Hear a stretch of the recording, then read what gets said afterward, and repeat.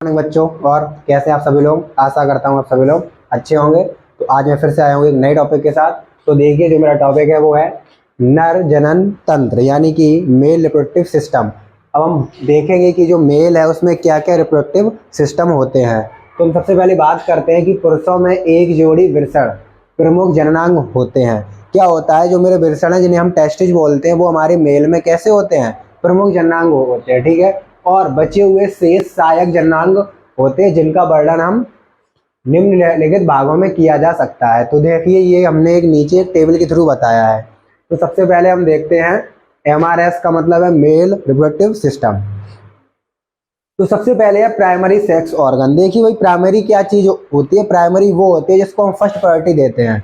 तो यहाँ पे जो मेरे प्राइमरी हैं, जो सबसे प्रमुख, यानी कि जो हमारे प्रमुख हैं, ठीक है, तो वो हमारे क्या है, वृषण, यानी कि जिन्हें हम टेस्टिज बोलते हैं। ठीक है, ये हमारे, क्योंकि अगर टेस्टिज ही नहीं होंगे तो क्या है, जो स्पर्म का फॉर्मेशन कहाँ होगा, टेस्टिज में। तो इसलिए हमारे टेस्टिज कैसे हैं, प्रमुख।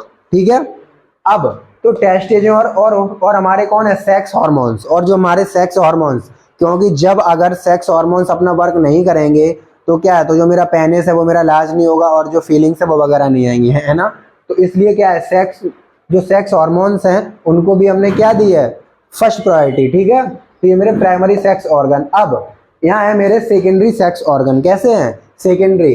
तो देखिए, सेकेंडरी कौन है, जिन्हें हम फर्स्ट के बाद यानी कि सेकेंडरी प्रायोरिटी देते हैं। और ये मेरे कैसे हैं, एसेसरी, यानी कि जिन्हें हम सहायक भी कहते हैं। ठीक है, एसेसरी पार्ट्स बोल सकते हैं या एसेसरी सेक्स ऑर्गन भी बोल सकते हैं। ठीक है, और जिन्हें हम सेकेंडरी सेक्स ऑर्गन बोलते हैं।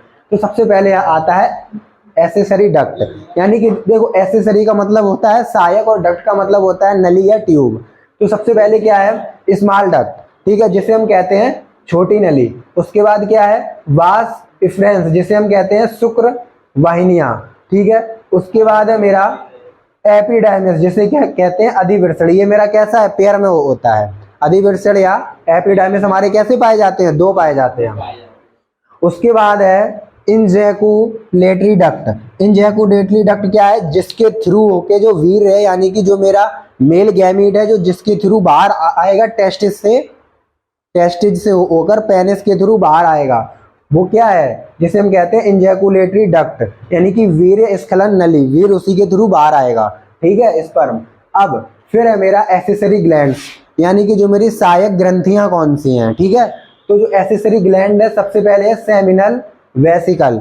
ये मेरी पेयर में होती हैं। कैसी होती हैं, पेयर में। जो ये सेमिनल, जो मेरी वेसिकल जो ग्लैंड है वो मेरी दो होती है, यानी कि पेयर में। उसके बाद है प्रोटेस्ट, ये भी जो मेरी प्रोस्टेट ग्रंथियां, यानी कि जो मेरी प्रोस्टेट ग्लैंड है वो कैसी होगी, एक, अनपेयर होती है। उसके बाद है कॉपर्स, जो कॉपर्स है वो हमारी दो होंगी, यानी कि पेयर में होती है, कॉपर्स ग्लैंड या कॉपर्स ग्रंथियां।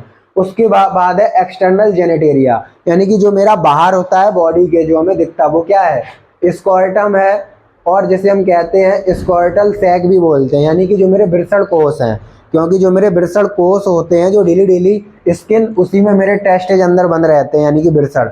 तो जो मेरे टेस्टेज हैं वो कहाँ होते हैं, स्कॉर्टम के अंदर बंद रहते हैं। ठीक है, उसके बाद है यूरेथ्रा एंड पेनिस, यानी कि जो मेरा मूत्र मार्ग है, और सेशन, यानी जो पेनिस है वो भी मेरी बॉडी के बाहर होता है, और स्कॉर्टम भी बॉडी के बाहर होते हैं। ठीक है, मेल में। ओके, अब इन सभी को हम एक फिगर के थ्रू आपको बताएंगे बहुत ही अच्छे से। ओके, अच्छे से जानने के लिए चैनल को सब्सक्राइब करके रखें। ठीक है, और अगली वीडियो में ये सब आपको मैं बताने वाला हूँ।